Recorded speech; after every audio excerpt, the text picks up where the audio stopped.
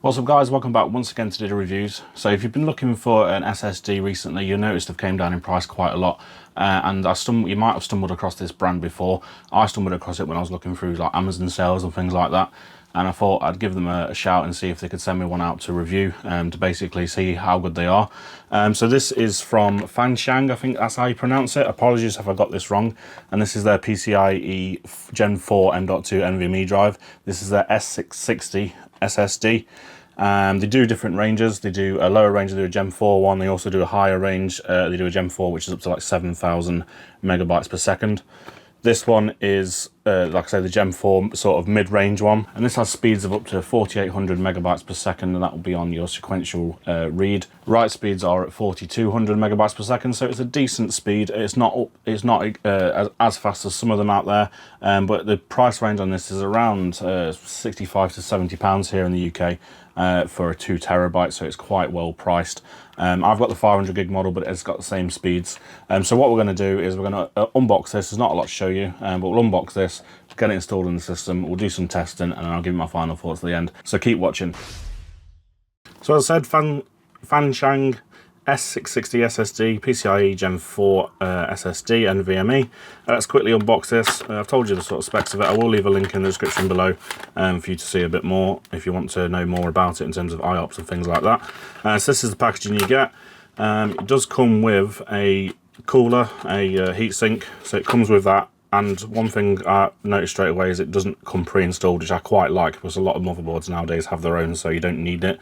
However, you can use this if you want to, if your motherboard doesn't have the cover.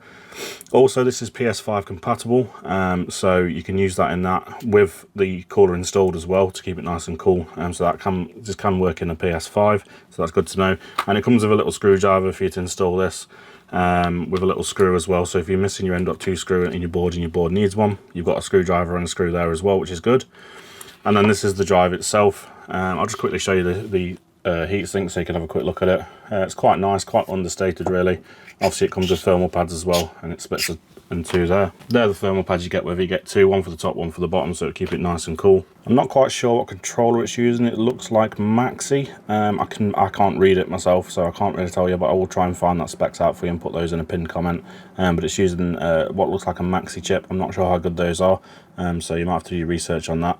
However, these I believe are the like #1 brand in China for SSDs, so they should be pretty decent. Like I say, we'll get it in the system, we'll give it a test, and we'll see if it lives up to its speeds. Right, so we've got it installed, and now I've basically done the testing on Crystal Smoke. I've just done 5 passes at 1 gig just to give you an idea of the speeds that you can get out of this drive. And as you can see from this, we've got 5,019 on sequential read and 4,650 on random sequential read with 1 queue depth and 1 thread, which is pretty normal. And then your random, you've got 896.62 and 66.05, which is normal for low queue depth, low threads. That's not a really sort of real world scenario anyway, so that's nothing to be worried about. Now, I did mention in the start this up to 4,200 sequential write. However, as you can see, I've got 2,600. That's because I've got the 500 gig version, which is actually slower on the writes, but it's the same speed on the reads. So it's actually stated at 2,650, which you're pretty much getting. 2,608, not a noticeable difference at all. And then 2,589 on low queue depth and low threads. And then the random is at 853, which is still very, very good. And your random 4K with a low queue depth and low threads is 263, so that's very, very good. As you can see, you're actually getting over the stated performance on the read. You're getting over 5,000. Now, in the title of when you see it, it will say 5,000, but then if you read the description, it does actually say 4,800. I think that's more sort of geared towards PS5 users, because it does say in the documents that it will run a little bit slower in a PS5, but that's normal.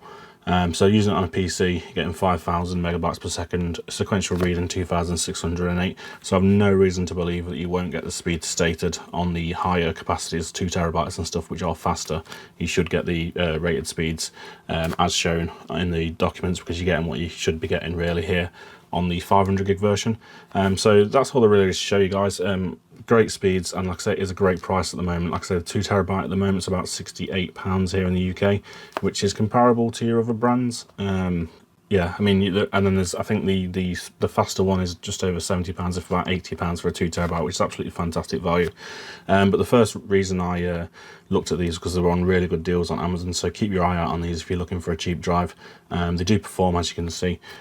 So yeah, absolutely great. So let's go back up the top and have a little talk about it.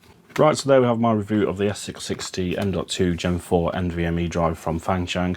Massive thank you to them for sending this out for me for review. Like I say, it is the 500 gig model, so you are getting slightly slower speeds on, well, quite a bit slower speeds on your sequential write, but that is generally what you get on smaller drives. It's normally when you go up to 1 TB and over that you get the faster speeds, and like I say, they're rated at 4,200 on the 2 TB at least, and I think the same on the 1 TB. So you should get those speeds. Like I say, as you can see from the results, I'm getting the speeds I should be getting really within margin of error. Probably it's 2,608 compared to what it should be at 2,650.